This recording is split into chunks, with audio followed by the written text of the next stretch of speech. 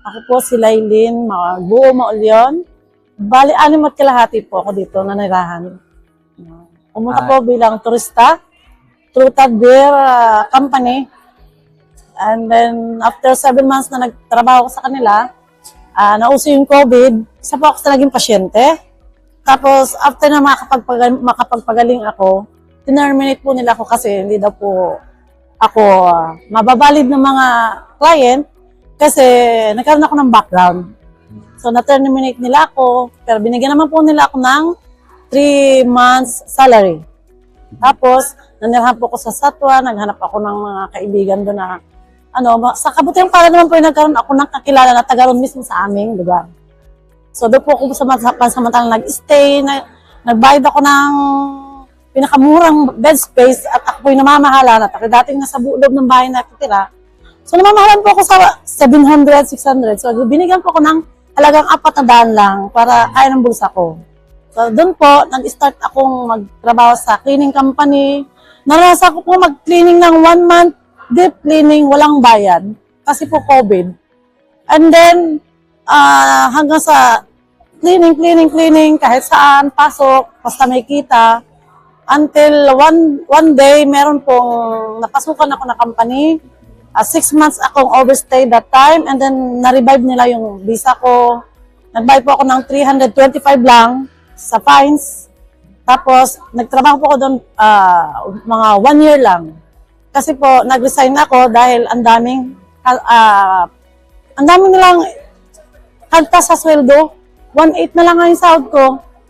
Kunwari, sasabihin nila may complain yung kliyente, kami magbabayad ng alam niyo yung nagtatrabaho ka, napagod ka, tapos yung bayad sa'yo kukunin kasi nag-complain ko, hindi daw nagbayad, so kalta sa amin.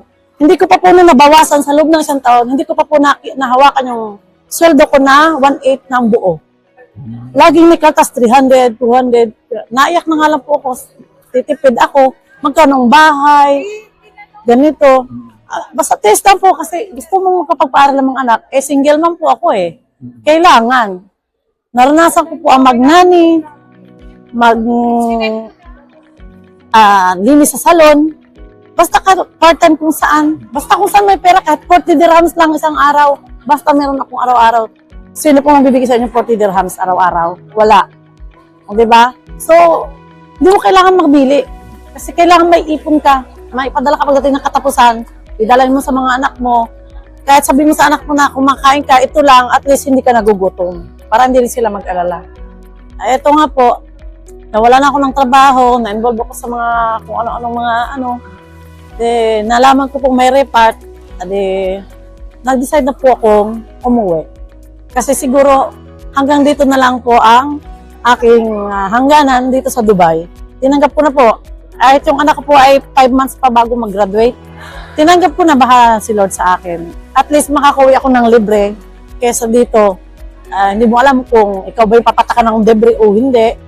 So, mas maigi umuwi na para safe. Total, mayroon naman tayong program ang Pilipinas na ganito. So, kailangan nating i-avail yun for the sake of our family and for ourselves also. So, hanggang doon lang po. At ako po yung nagpapasalamat sa MWO, sa ating Pangulo, sa mga lahat ng kinatawan, mga staff ng MWO sa Dubai, sa lahat-lahat po, hindi ko na iisa-isahin. Ako'y taos-puso nagpapasalamat sa lahat-lahat ng mga kasapi na nag-asikaso sa aming lahat dito sapagkat kami binigyan ng pagkakataon na makauwi ng maayos. Iyon lamang po at God bless us all.